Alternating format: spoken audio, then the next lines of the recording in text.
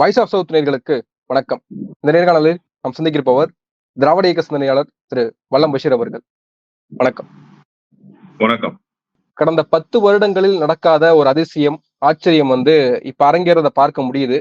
ஒன்றிய பாஜக அரசாங்கம் ஒரு உத்தரவை பிறப்பித்து அதுல இருந்து பின்வாங்கி செல்றத பார்க்கிறோம்.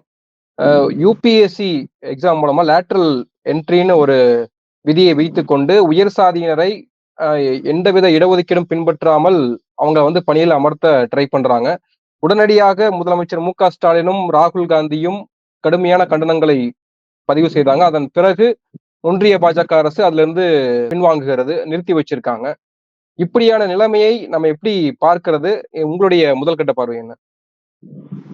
தேர்தல் ஆணையர் நியமனத்திலிருந்து செபியினுடைய தலைவர் நியமனங்கள் வரை எல்லாவற்றையும் லேட்டரல் என்ட்ரி மூலமாகத்தான் இவர்கள் நியமித்தார்கள். இப்ப செபியினுடைய தலைவர் எப்படி சிக்கி சின்னாபின்னமாகி இருக்கிறார்? அதானி மீது குற்றச்சாட்டை ஹிடன்பர்க் நிறுவனம் வைக்கிறது. அதானி பங்கு சந்தையில் ஒரு தவறான முன்னுதாரணமாக மாறி போயிருக்கிறார், ஸ்டாக் மேனிபுலேஷன் பண்ணியிருக்கிறாருன்றது குற்றச்சாட்டு. அதற்கு அடுக்கடுக்கான ஆதாரங்களை முன்வைக்கிறது ஹிடன்பர்க். அதை விசாரித்து அப்படி தவறுகள் நடந்திருந்தால் நடவடிக்கை எடுக்க வேண்டிய இடத்தில் இருக்கக்கூடிய செபிக்கு தலைவராக இருக்கிற அந்த பெருமாட்டி அதானியினுடைய நிறுவனத்திலேயே பங்குதாரராக இருக்கிறார்.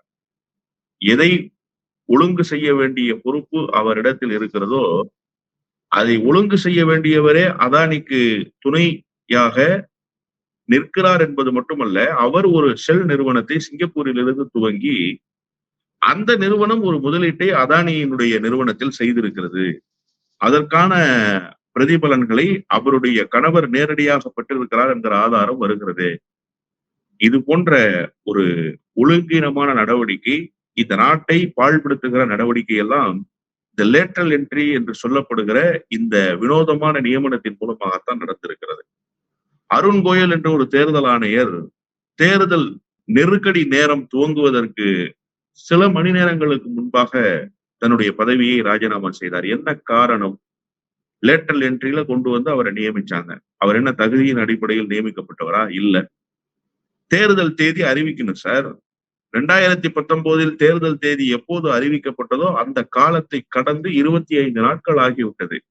இவர் ஒரு ராஜினாமா கடிதத்தை குடியரசுத் தலைவருக்கு அனுப்புகிறார். ஏன் அவர் ராஜினாமா கடிதத்தை குடியரசுத் தலைவருக்கு அனுப்பினார்? அந்த காரணம் யாருக்காவது தெரியுமா? யாருக்காவது சொல்லப்பட்டதா? குடியரசுத் தலைவராவது விளக்கம் கேட்டாரா? இல்லை. எனவே இந்த லேட்டரல் என்ட்ரி என்று சொல்வதே முழுக்க முழுக்க பாரதிய ஜனதா கட்சி தன்னுடைய அஜெண்டாவுக்காக யாரையெல்லாம் பயன்படுத்த வேண்டும் என்று நினைக்கிறதோ அவர்களை எல்லாம் பயன்படுத்தும். ஆனா வெளியில சொல்ற செய்தி என்ன? பல்துறை விற்பனர்களை, the experts from various platform, அதுதான் அவங்க சொன்ன செய்தி. நாங்க பயன்படுத்திக்கிறோம். வெறுமனே IAS அதிகாரிகளும் யூபிஎஸ்சி தேர்வின் மூலமாக தேர்வு பெற்றவர்களும் மட்டுமே நாங்கள் அதிகாரத்துக்கு பயன்படுத்தி கொள்வதில்லை என்கிற ஒரு செய்தியை கொண்டு வந்தாங்க. ஆனா இப்ப என்ன நிலைமை? நீங்க நல்லா சொன்னீங்களே, 10 வருடங்களாக இல்லாத அளவிற்கு இந்த முறை முதல் முறையாக ஒரு அரசு ஆணையே பின்வாங்கப்பட்டிருக்கிறது என்று சொல்லி நேற்றைக்கு நானும் அந்த கடிதத்தை பார்த்தேன். அதுல மாண்புமிகு ஒன்றிய அமைச்சர் ஜிதேந்திர சிங் சுத்தி வளைச்சி இடியாப்பம் சுட்டிருக்கிறாரு. என்ன சொல்றாரு? வீரப்ப மொய்லி கமிட்டி 2004 கொண்டு வந்ததுதான், பரிந்துரை செய்ததுதான். அதன் பிறகு நாங்க திட்டக்குழுவுல இதை குறித்து விவாதித்து 2014 இறுதி வடிவம் கொடுத்ததற்கு பிறகுதான் இதை நாங்க பின்பற்றி இருக்கிறோம் என்று சொல்கிறார். வீரப்ப மொய்லி கமிட்டியினுடைய பரிந்துரையும் 2014 நீங்கள் திட்டக்குழுவில் வைத்த பரிந்துரையும் ஒன்றுதான். அதுல ஒன்னும் மாறுபட்ட கருத்து இல்லை. ஆனா நீங்க 2014 திட்டக்குழுவில் என்ன ஒப்புதலை பெற்றீர்களோ அதை பின்பற்றுகிறீர்களா என்று கேட்டால் இல்லை. அதற்கு முற்றிலும் மாறான நியமனங்களை நீங்கள் செய்திருக்கிறீர்கள். 2014 திட்டக்குழு கொடுத்த ஒப்புதல் எதற்காக என்று கேட்டா, இந்த நியமனங்களில் எல்லாம் இல்ல, செபி தலைவர் வரைக்கும் நீங்க போறதுக்கான நியமனங்களில் எல்லாம் இல்ல, அரசு சார்ந்த துறைகளினுடைய இணை பொறுப்புகளுக்கு நியமித்துக் கொள்ளலாம். ஏன்னா துறைசார் செயலாளர்கள் யூபிஎஸ்சி மூலமாக தேர்வாகி வர்றாங்க. அப்ப இணை செயலாளர்கள், அவர்களுக்கு துணையாக இருக்கக்கூடியவர்கள், இப்ப நிதித்துறையில ஒரு நிதித்துறை நிறுவனம், தனியார் நிறுவனம் இருக்கும். அந்த நிறுவனத்துல பெரும் பொறுப்புகளில் இருந்திருப்பார்கள். பினான்சியல் அனலிஸ்டா இருந்திருப்பாங்க, பினான்சியல் அட்வைசரா இருந்திருப்பாங்க. அவர்களை எல்லாம் அவர்களுடைய அறிவாற்றலை எல்லாம் பயன்படுத்திக் கொள்ளலாம்னா நேரடியா அவரை நிதித்துறைக்கு கொண்டு வந்து செயலாளரா போட்டுடலாமா? அரசினுடைய ஒரு துறைக்கு செயலாளரா இருப்பதற்கு போதிய அனுபவமும் போதிய ஆற்றலும் தேவை இல்லையா? ஒரு தனியார் நிறுவனத்துல இயக்குனவரை கொண்டு வந்து போடலாமா? நேற்றைக்கு கூட திருவள்ளூர் நாடாளுமன்ற தொகுதியினுடைய மரியாதைக்குரிய உறுப்பினர் சசிகாந்த் அவர்கள் ஒரு செய்தியை வெளியிட்டிருந்தாரு. இனிமே நீங்க வந்து உயர் பொறுப்புகளுக்கு, ஒன்றிய அரசினுடைய பொறுப்புகளுக்கு வரணும்னா யூபிஎஸ்சி தேர்வோ ஐஏஎஸ் தேர்வோ எழுத தேவையில்ல. நேரா ஒரு விண்ணப்ப கடிதத்தை கொண்டு போய் பாரதிய ஜனதா கட்சியினுடைய அலுவலகத்துல கொண்டு போய் கொடுத்துட்டீங்கன்னா, RSS நீங்கள் அடிப்படை உறுப்பினராக இருந்தீங்கன்னா உங்களுக்கு அந்த பொறுப்பு எளிதாக கிடைச்சிடும். இதுதானே இன்னைக்கு நாட்டுல இருக்கக்கூடிய நிலைமை. இது எவ்வளவு பெரிய மோசமான ஒரு சூழல். இன்னொன்று, நேற்று அந்த கடிதத்துல ஜிதேந்திர சிங் சொன்னார் இல்லையா, 2014 திட்டக்குழுவிலேயே நாங்கள் நீங்க திட்டக்குழுவே கலைச்சிட்டீங்க. திட்டக்குழுவே இல்ல. இப்ப இருக்கிறது நிதி ஆயோக் தான். நீங்க நல்ல ஒரு செய்தியை புரிஞ்சுக்கணும். எந்த கட்டமைப்பை நீங்கள் கலைத்து விட்டீர்களோ, அப்ப அந்த கட்டமைப்பு எடுத்த முடிவை மட்டும் நீங்கள் ஏற்பது எந்த வகையில் நியாயமா இருக்கும்? இத காங்கிரஸ் சொல்லலாம் சார், திராவிட முன்னேற்ற கழகம் சொல்லலாம், ஆம் ஆத்மி சொல்லலாம், திரிணாமுல் காங்கிரஸ் சொல்லலாம். நீங்க சொல்லலாமா? எனக்கு இந்த கட்டமைப்பே வேண்டாம் என்று நீங்கள் அழித்து ஒழித்து விட்டு வேறு ஒரு கட்டமைப்பை உருவாக்கியதற்கு பிறகு அந்த கட்டமைப்பில் பெறப்பட்ட ஒப்புதலைத்தான் நாங்கள் பின்பற்றுகிறோம் என்று சொல்வது எந்த வகையில் நியாயம்? ஏன் அந்த கட்டமைப்பு வேணான்னு நீங்க நித்தி ஆயோக்கு கொண்டு வந்தீங்க? அதுல என்ன உங்களுக்கு இடர்பாடு இருந்தது? அப்போ அது சரியில்லைன்னு சொல்லித்தானே இன்னொரு அமைப்பை நீங்க உருவாக்குறீங்க. சரியில்லாத அமைப்பு கொடுத்த ஒப்புதலை ஏன் சார் நீங்க ஏற்கிறீங்க? எதற்காக நீங்க இம்ப்ளிமெண்ட் பண்ணீங்க? அதற்காக எதற்கு இத்தனை நியமனங்களை நீங்க செய்து வந்திருக்கிறீங்க? இதுல இன்னொரு சூழ்ச்சமமான வேலையும் ஒன்றிய அரசு செய்திருக்கு. 4 பணியிடங்கள் ஒரு சேர நிரப்பப்பட்டால் அதுல இடஒதுக்கீடு பின்பற்றப்பட வேண்டும் என்பது உச்சநீதிமன்றத்தினுடைய தீர்ப்பு. 3 பணியிடங்கள் நிரப்பப்பட்டால் பிற்படுத்தப்பட்டோர், தாழ்த்தப்பட்டோர் இடஒதுக்கீடு பின்பற்றப்பட வேண்டும் என்பது உச்சநீதிமன்றத்தினுடைய தீர்ப்பு. இதையெல்லாம் அமல்படுத்த முடியாமல் போனால் நிச்சயமாக இந்த நியமனம் ஏறக்குறைய 40 பேருக்கான பணியிடங்கள் இருக்கிறது என்று யூபிஎஸ்சி அறிவிப்பு வெளியிட்டது. இப்ப 40 பேருக்கும் நீங்க நியமனம்னு சொன்னீங்கன்னா அதுல இந்த அரிய வகை ஏழைகள் இருக்கிறாங்கல்ல, இடபிள்யூஎஸ், எக்கனாமிக்கலி வீக்கர் செக்ஷன், அவர்களுக்கான இடஒதுக்கீட்டையும் பின்பற்றணும். ஓபிசி அதுல அந்த 45 பேருமே உயர் சாதி வகுப்பினை சார்ந்தவர்களா தான் இருப்பாங்க அப்படின்னு முடிவுக்கு வந்துட முடியுமா? இல்ல, அதுதான் நான் சொல்ல வரேன். நீங்க அந்த இந்த செய்தியை நான் சொல்லிட்டா உங்களுக்கு இதுல இருந்த சூட்சமம் என்னன்றதை நீங்க புரிஞ்சுக்கலாம். இடபிள்யூஎஸ் என்று சொல்லப்படுகிற எக்கனாமிக்கலி வீக்கர் செக்ஷன் அந்த இடஒதுக்கீட்டையும் நீங்க பின்பற்றி ஆகணும். எஸ்சி எஸ்டி இடஒதுக்கீட்டையும் நீங்க பின்பற்றி ஆகணும். இன்னும் குறிப்பா ஓபிஎஸ்சி இடஒதுக்கீட்டையும் நீங்க பின்பற்றி ஆகணும். இப்போ நீங்க என்ன பண்றீங்க? 40க்கும் மேற்பட்ட அந்த பணியிடங்கள் காலியாக இருக்கிறது என்ற பொதுவான அறிவிப்பை நீங்கள் வெளியிட்டா 40 பேருக்கான நியமனங்களையும் ஒன்றிய அரசு ஒரு சேர நியமிக்கிறது என்று பொருள் கொள்ளப்படும். நாளைக்கு நீதிமன்றத்துக்கு போனா இடஒதுக்கீட்டு முறை பின்பற்றப்படலை. ஏன்னா இப்போ உத்தரப்பிரதேசத்துல அலகாபாத் நீதிமன்றம் தடை விதித்திருக்கு. 68,000 நியமனங்களுக்கு தடை விதிக்கப்பட்டிருக்கா? ஏன் அந்த தடையை விதிச்சாங்க? என்ன காரணம்? 68,000 பேருக்கு ஏறக்குறைய 4 லட்சம் பேர் தகுதி தேர்வு எழுதுறாங்க. அதுல 68,000 பேர் நியமிக்கப்படுறாங்க. இடஒதுக்கீட்டு முறை பின்பற்றவே படல. அதுக்கு அரசு தரப்புல என்ன விளக்கம் சொல்றாங்க? நாங்க அவசரமா இந்த 68,000 பேரை நியமிக்க வேண்டிய கட்டாயத்துல இருந்தோம். இடஒதுக்கீட்டு முறையை பின்பற்றுவதற்கு எங்களுக்கு போதிய சார், இடஒதுக்கீட்டு முறையை பின்பற்றுவதற்கு என்ன உங்களுக்கு அவகாசம் தேவைப்படுது? அப்ளிகேஷன்லயே தெளிவா குறிப்பிட்டுறாங்க, இந்த வகுப்பை சேர்ந்தவர்கள் என்று குறிப்பிட்டு விடுகிறார்கள். அதை செக்ரிகேட் பண்ணி ஒரு அரசால எடுக்க முடியலன்னா அந்த அரசு எதற்கு? அந்த அரசு எதற்கு சார்? அதை கூட செய்ய முடியாத வக்கற்ற வகையற்ற அரசாக உத்தரப்பிரதேச அரசு இருக்கிறது. அப்புறம் என்ன லட்சணத்துல நீங்க வந்து இரட்டை இன்ஜின்னு சொல்றீங்க? இன்னொரு செய்தி, நான் உங்களுடைய பாயிண்ட்டுக்கு வந்துடுறேன். இப்போ ஏன் இந்த ஒட்டுமொத்த நியமனங்களையும் பொதுவாக செய்யாம இவங்க என்ன செஞ்சிருக்கிறாங்கன்னா, நிதித்துறையில 2 பணியிடங்கள், அந்த 2 பணியிடங்களுக்கு மிகாம பார்த்து கொண்டாங்க. உங்களுக்கு புரியுதா? ஒட்டுமொத்தமாக ஒன்றிய அரசினுடைய துறைகளுக்கு நியமனம் என்று சொன்னா நீங்க இடஒதுக்கீட்டு முறைக்கு வந்துடுறீங்க. ஏன்னா 2 நியமனங்களுக்கு மேல போனா 3வது நியமனம் ஸ்கெடியூல்டு காஸ்ட் இடஒதுக்கீட்டை பின்பற்றியாக வேண்டும்.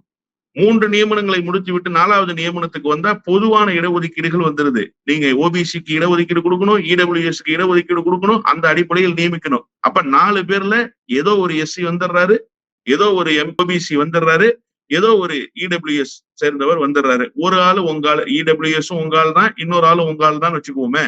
2 உங்களை கையை விட்டு போயிடுது. 2 நியமனம் மட்டும்தான் உங்களிடம் இருக்கும் என்று நீங்கள் எடுத்துக்கொள்ள வேண்டும். அதுதான் இடஒதுக்கீடு. அதனால நீங்க என்ன பண்றீங்கன்னா, ஒவ்வொரு துறை சார்ந்து அறிவிப்புகளை வெளியிடுறீங்க. இதற்கு முன்பு அப்படி வெளியிடப்பட்டதா என்று கேட்டால் அது முன்னாடி அப்படி செய்தது கிடையாது. ஒன்றிய அரசினுடைய சார் ஒண்ணும் இல்ல, சிம்பிளான செய்தி நம்ம பேசுவோம்.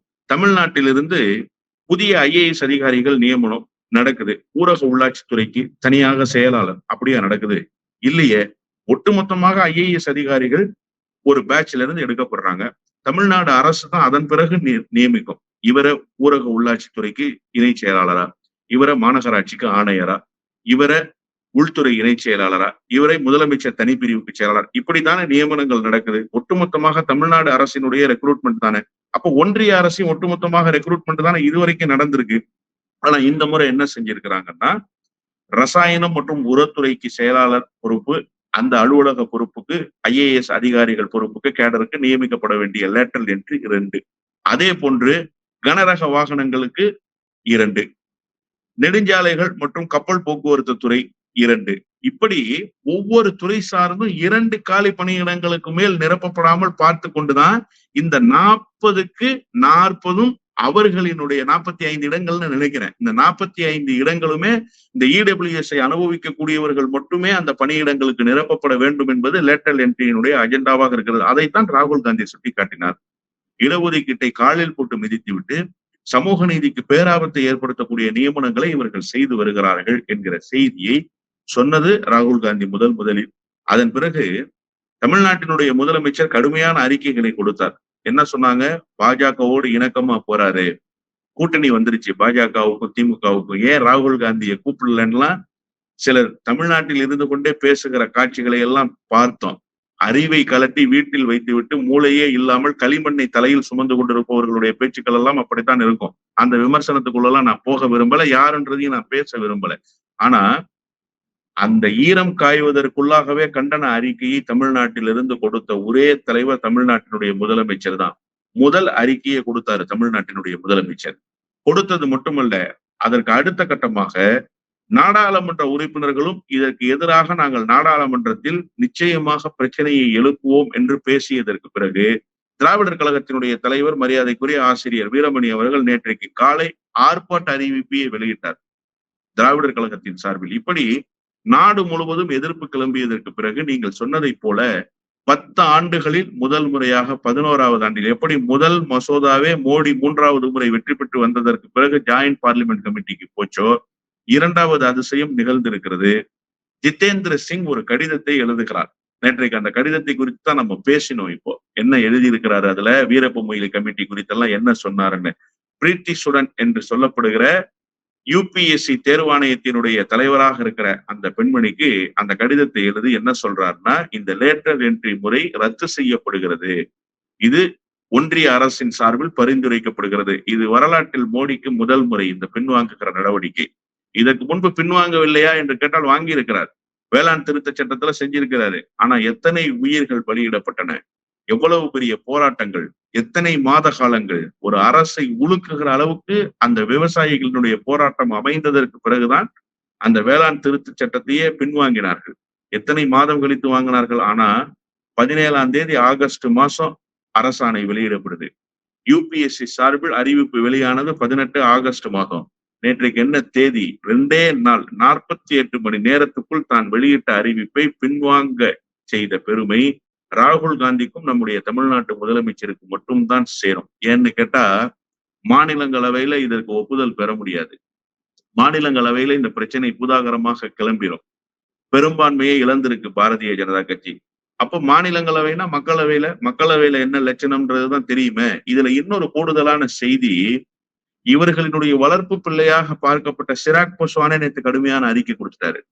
கூட்டணிக்குள்ளேயே பிரச்சனை எழுந்திருக்கிறது. எப்படி வக்பு சீர்திருத்த மசோதாவுக்கு நாங்கள் ஆதரவு தரமாட்டோம் என்று தெலுங்கு தேசம் கட்சி வெளிப்படையாக அறிவித்து ஒரு நெருக்கடியை கொடுத்தார்களோ, நேற்றைக்கு கூட இந்த விவகாரத்துல தெலுங்கு தேசம் கட்சி வாய் திறக்கவே இல்லை.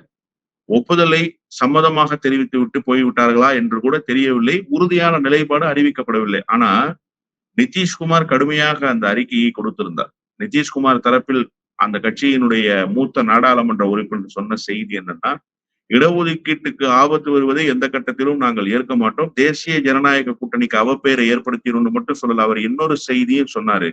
சமூக நீதியினுடைய நாயகனாக ராகுல் பார்க்கப்படுவாரோ என்கிற அச்ச உணர்வு எங்களுக்கு இருக்கிறது. இதன் மூலமாக இந்த இடஒதுக்கீட்டுக்கு எதிராக தேசிய ஜனநாயக கூட்டணி செயல்பட்டால் இதனுடைய ஒட்டுமொத்த கிரெடிட்டும் ராகுல் காந்திக்கு போய் கிடைச்சிடும். ராகுல் காந்திக்கு இமேஜை உயர்த்தி தருகிற வேலையை இந்த அரசாணை வெளியிட்டிருக்கிறது. எனவே அதை நிச்சயமாக பின்வாங்கிக் கொள்ள வேண்டும், திரும்ப பெற வேண்டும்ங்கிற கோரிக்கையை வெளிப்படையாகவே நாடாளுமன்ற உறுப்பினராக இருக்கக்கூடிய ஜனதா தளத்தினுடைய நாடாளுமன்ற உறுப்பினர் வச்சுட்டாரு. அதை விட சிராக் பஸ்வானுடைய அறிக்கை ரொம்ப சூப்பர். எந்த சிராக் பஸ்வான்? நிதிஷ்குமாரை காலி பண்றதுக்காக தேசிய ஜனநாயக கூட்டணியில நிதிஷ்குமாரை வச்சுக்கிட்டே நிதிஷ்குமாரினுடைய ஜனதா தளத்தினுடைய வேட்பாளர்களுக்கு மட்டுமே எதிராக லோக் ஜனசக்தியின் சார்பில் வேட்பாளரை நிறுத்த வேண்டும் என்று சொல்லி பாரதிய ஜனதா கட்சி கொடுத்த சாவிக்கெல்லாம் தலையாட்டி பொம்மையை போல ஆட்டி கொண்டிருந்தார் அல்லவா? அந்த சிராக் பஸ்வான் நேற்று சொல்றாரு, இடஒதுக்கீட்டுக்கு ஆபத்து வருகிறது என்று சொன்னால் நாங்கள் பார்த்து கொண்டிருக்க முடியாது. இடஒதுக்கீட்டு முறையை பின்பற்றாமல் இந்த நியமனங்கள் நடைபெறுவது என்பது இந்தியாவுக்கு பேராபத்து. எனவே இதை நாங்கள் ஒருபோதும் ஆதரிக்க மாட்டோம். இது குறித்து நாங்கள் நிச்சயமாக பிரதமரிடத்திலே முறையிடுவோம்னு சொன்னாரு. ஒரே ஒரு நாடாளுமன்ற உறுப்பினர் வச்சுக்கிட்டு அமைச்சராயிருக்கிறார் சார் மாஞ்சி சொல்றாரு, சார் நாங்க அமைச்சரவையில இது குறித்து பிரச்சனையை கிளப்புவோம்னு. பாத்தீங்களா மோடியுடைய நிலைமை எப்படி ஆயிப்போச்சுன்னு? எனவே வரலாற்றில் இல்லாத அளவுக்கு மோடிக்கு மிகப்பெரிய நெருக்கடிகள் இந்த ஆட்சி காலத்தில் தொடர்ந்து கொண்டே இருக்கிறது என்பதைத்தான் இதையெல்லாம் உணர்த்தி கொண்டிருக்கின்றன. ஒரு பக்கம் அரசு பின்வாங்குகிறத பார்க்கிறோம் 10 ஆண்டுகளுக்கு பிறகு. ஆனால் இப்போ நீங்க சுட்டிக்காட்டினது போல உத்தரப்பிரதேச மாநிலத்திலையும் அலகாபாத் உயர் நீதிமன்றம் ஒரு தீர்ப்பு கொடுக்குறாங்க. அதாவது அலகாபாத் உயர் நீதிமன்றத்துல இது வரைக்கும் வந்த தீர்ப்புகளை நம்ம பார்க்கிற பொழுது அது எப்படியான தீர்ப்புகளாக இருந்தது அப்படின்னு பார்த்திருக்கோம். அப்போ இப்போ இடஒதுக்கீடு முக்கியத்துவம் கொடுத்து அது முறையாக பின்பற்றப்படவில்லை. அதனால 67,000க்கும் மேற்பட்ட அந்த பணியிடங்களை ரத்து செய்யணும் அப்படின்னு ஒரு தீர்ப்பு வருது அப்படின்னா நம்ம எப்படி எடுத்துக்கிறது? உயர் நீதிமன்றத்திலயும் அந்த மாறுதல் இருக்கிறதையும் நம்ம பார்க்கிறோம்ல. நிச்சயமாக நீங்க சமூக நீதி என்பதும் இடஒதுக்கீடு என்பதும் இந்தியாவுக்குள் நீங்கள் மறுதளிக்கவே முடியாத ஒரு கட்டமைப்பாக இன்றைக்கு மாறி போயிருக்கிறது.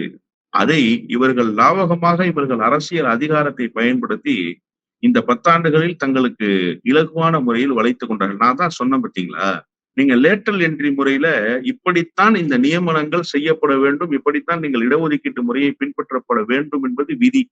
ஆனா விதியை வேறு வகையில் வளைத்துக் கொள்வதற்காகத்தான் இந்த 2 நியமனங்களுக்கு மேல் நியமனம் இல்லாமல் ஒவ்வொரு துறை சார்பிலும் பார்த்துக்கிட்டாங்க.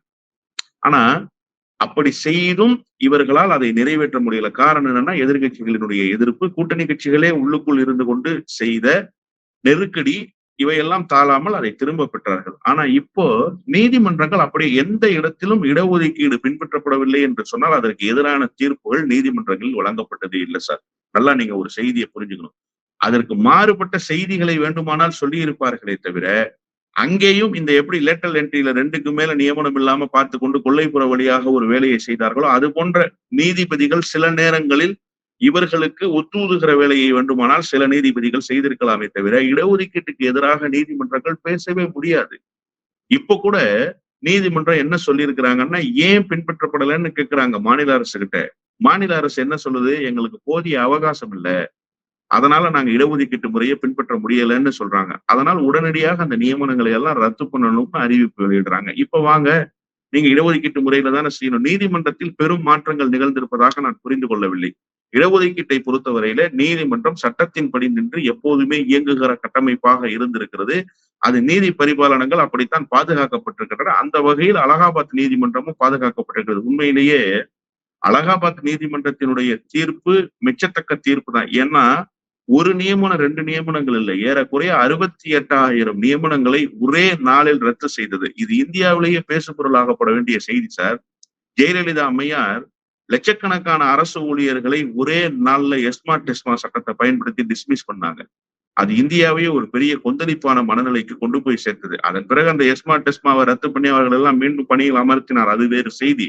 ஆனா ஒரே நாள்ல இத்தனை லட்சம் அரசு ஊழியர்கள் டிஸ்மிஸ் செய்யப்பட்டது எல்லோரையும் திரும்பி பார்க்க வைக்கிற ஒரு நகர்வாக, ஒரு கொடுங்கோன்மை அரசுக்கான உதாரணமாக அந்த அம்மையார் நடந்து கொண்டார் அன்றைக்கு. ஆனா இப்போ ஒரே நாளில் உயர்நீதிமன்றத்தினுடைய தீர்ப்பு உத்தரப்பிரதேசத்தினுடைய 68,000 ஊழியர்களை வீட்டுக்கு அனுப்பி இருக்கிறது. இந்த 68,000 ஊழியர்களுக்கு யார் பொறுப்பேற்க வேண்டும்னா உத்தரப்பிரதேச அரசு தான் பொறுப்பேற்கணும். உண்மையிலேயே ஒரு வரலாற்று சிறப்புமிக்க தீர்ப்பை அலகாபாத் நீதிமன்றம் தந்திருக்கிறது என்றுதான் நான் புரிந்து கொள்கிறேன். நன்றி. பல விஷயங்களை தெளிவுபடுத்திருக்கீங்க. உங்க நேரத்துக்கு மிக்க நன்றி. நன்றி.